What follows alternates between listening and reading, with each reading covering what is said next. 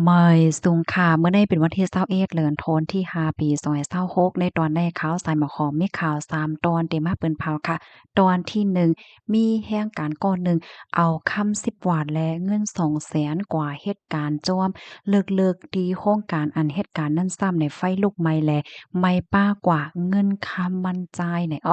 ข่าวเที่ยงโหนหนึ่งค่ะก้นเมืองคมตุ่มก้อนหนึ่งกายาตีในเมืองไทยแลถึงยาติงยอบกลมโต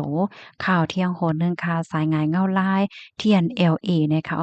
ลวงอันตั้งฝ่ายตะอ้างเขาได้เปิดปานนั่นตั้งฝ่ายมหมตุ่มคารุซัมวาจึงหือพองเนี่ยเนาะเขามาหับถมด้วยกว่าเป็นตอนค่ะออนตั้งเปิ้นได้ก่อเข้ามาถมด้วยข่าวโหได้ค่ะในก็ได้เลยว่าเป็นข่าวดีอันลีดอกตกใจว่าอยู่ดังเก่าค่ะนะกว่าเหตุการณ์เอาเงินเอาค่ำกว่าป้าในว่าแน่ยาไฟไหม้กว่าเสียงหมดค่ะ เมื่อวันที่20เดือนธันวาคมที่5ปี2026เข้ายามกลางในลาหมอก10โมงในตั้งฝ่ายภูมิพลพรเขาไล่รับตึงลาดว่ามีไฟไหม้ตีหนึ่งตีคอมมานีตีหนึ่งอันมีไว้อยู่ดีหมู่ตีหนึ่งท่าเสาจะเว้นกระทุ่มแบนเจดวนสมุทรสาครว่าหลังเสไล่รับตึงลาดยอกอจังไรกับสารตั้งฝ่ายเกี่ยวข้องหลายปานหลายฝ่ายเอาตั้งโลดกาแขหมอดไฟในหมอก10ลำกว่ากดทัดเนี่ยค่ะเพราะว่ากว่าถึงยาวตีโรงการนั้นค่ะนะเป็นโรงการใหญ่โรงค่ะเฮ็ดเกี่ยวเลยลองเลขเส้นเลขว่าอะลูมิเนียมว่าซังว่าเจ้านายเฮ็ดไหนค่ะนะก่อไฟไหม้เหและรับพรต้มย้อนกว่าอยู่ตั้งนำตั้งหลายกรรมลีแลมีก้นเจ็บและก้นรู้สิ่งสาใจเนี่ยค่ะ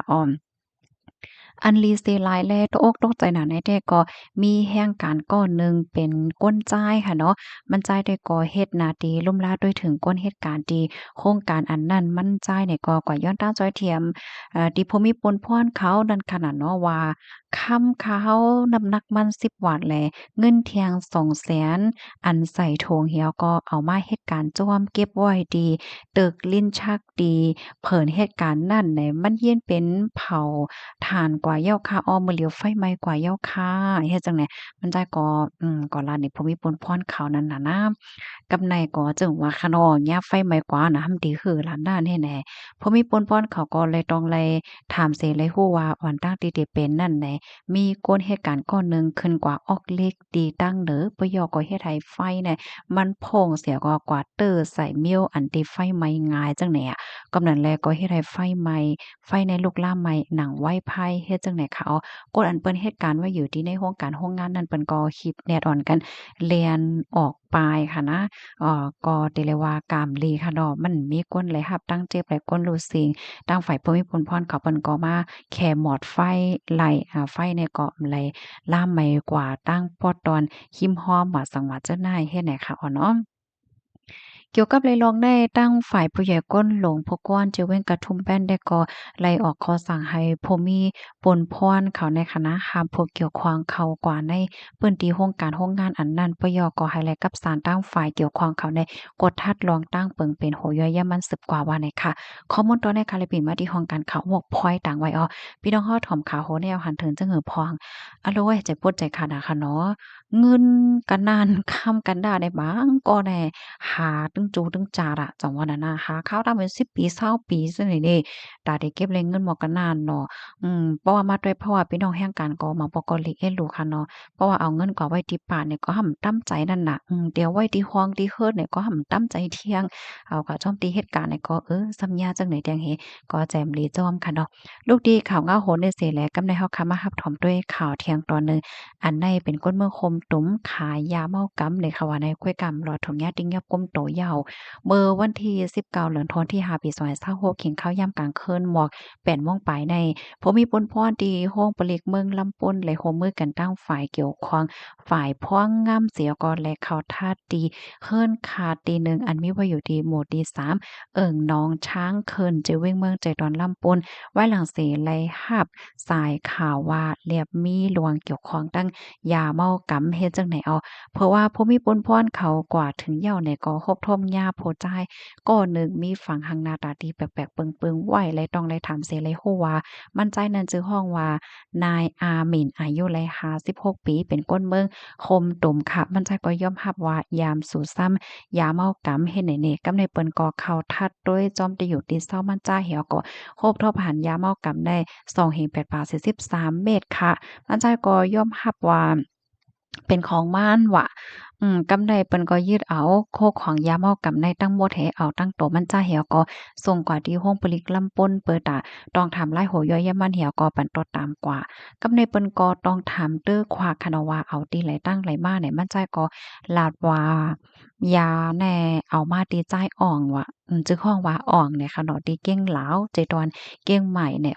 เพราะว่ามันจ่ายสืบเอามาตีในยก็เอามาขายในปื้นตีลำโปนเฮ็ดจังไหนนะกำนันตั้งฝ่ายภูมิพลพ่อนเขานี่ก็เตจ้อมหาโตก้นจืออ่องเนี่ยยาก็ก้นที่อันเกี่ยวข้องในมาปันตัวตามกว่าว่าเฮ็ดจังไหนค่ะข้อมูลตอนนี้ค่ะเลยปีมาที่ห้องการข่าวเกี้ยงใหม่ออกไว้ค่ะพี่น้องค่ะรับถอมยาวหันถึงจะหือพองหวังก็เปิ้นก็บันตาหันถึงว่าอะลุยฮัดน่ะเนาะฮัดเตฮัดวาเนาะที่เมืองไทยนี่ล่ะลิเห็นไรหน้าเลยจังเนี่ยเนาะค่ะลูกดีข่าวง่าโหเนสิแลกำในเฮามาถ่อมด้วยข่าวโหเนอันนี้ก็หลากๆไล่ๆไว้ค่ะเนาะ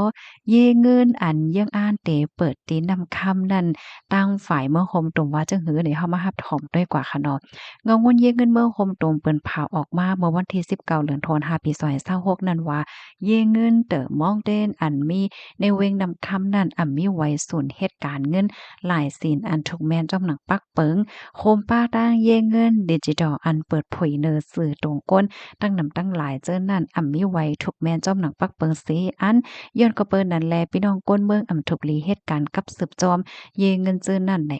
โพ้นมาหลายวันในไหลหันเลเปิ้นเผาหาก้นเหตุการณ์ตีเยเงินเติมมองเด้งบานเนาะที่แอมปีในจือเว้งนำคำย้อนก็บ่ว่าเยเงินในจำเตเปิดเผยแต่ปันการกว่าเย้าในแลจังเปิ้นเผาออกมาไว้ในกอฝ่ายเงาเงินเยเงินเมื่อคมตุมจังไรเปิ้นเผาปันฟังว่าโกงเงินต้องพี่น้องก้นเมืองไหลลั่วซุ่มหลายย้อนเยเงินเจ้านายเฮ็ดจอมหนังปักเปิงจมเหตุการณ์เงินอันมีไว้หลายเสียนเจ้านายมีต่างพิษปักเปิงคอหมาย158เสสั่งเจอว่าต่างพิษสังเจอมีตั้งพิษทางห่างในจึงไหนเตปันตั้งพิษกว่าว่าเฮ็ดจังไหนค่ะโดยในเมืองโฮมตุ่มยาพ่องตอเหลียวในเย่งเงินอันเปิดเผยไว้ทุกแม่นจำหนังปักเปิงในมีเย่งเงินหลวงปองจึงมี4อันเย่งเงินกลเมือง27อันเย่งเงินแผนอกเมือง16อันแลจุ่มเหตุการณ์เงินโมบาย5อันเลอเซนั่นไหนจุ่มต่างอันเย่งเงินต่างอันเจ้านั้นเข้าจอมปักเปิงไหน เงางนเยงเงินเมืองคมตุ่มได้ก่อเปิ้นเผาไว้หนังไหนค่ะเยงเงินที่แอมปีในเปิดไว้ดีเว้งปางสร้างในนาตีว่า USA ก้มกำสีเอ็นอ่านเปิดเผยเหตุการณ์กว่าเทียงเยงเงินแผที่เว้งนำคำเมืองใต้ปอดห้องเลอเซนั่นย่อมกาเอ็นอ่านเปิดเผยเทียงดีเว้งนำตูและเว้งนำสันนาตีตะอ้างก้มกำจะในเกี่ยวกับเลยลวงในสิฝ่ายเทียน LA ตะอ้างแต่ไปเปิดลาดอีสังในไหว้สีมีคอเปิ้นเผาให้ก้นเมืองอย่าให้กับสืบเย่เงินที่แอมปีเย้านั่นในจองฝ่ายเย่เงินที่แอมปีเขาได้สืบปุดผุยปั่นการกว่าอยู่คือในนั่นแต่ก็เฮาคาโลสืบไปด้วยกว่าไหนเนาะข้อมูลตอนในก็ค่ะได้ปีมาที่ห้องการข่าวเงาหางเสียงใต้เตรียมต่างไว้นะคะพี่น้องค่ะรับถมยอหันเดินจังหือพองพี่น้องนำคำจ่องกว่าจ่องมีจ่องเด็กกว่าฝากเงินค่ะค่ะเนาะสามารถเปิดเผยมาได้นะคะก็ปันตาหันถึงบ้านไรเพราะว่ารัฐเกี่ยวเลยลองป่านเย่งเงินค่ะเนาะเมื่อกาก่อนป่นมาในเฮาค่ะก็ยำไรยินข่าวเงาอันเป็นที่เมืองแคมโบเดียนั่นค่ะนะอ๋อยินจมบุกก็ที่รับถอมปันแห้งค่ะย้อนให้อยู่เลยกินวานในรถเพกันค่ะไม่ทรงค่ะ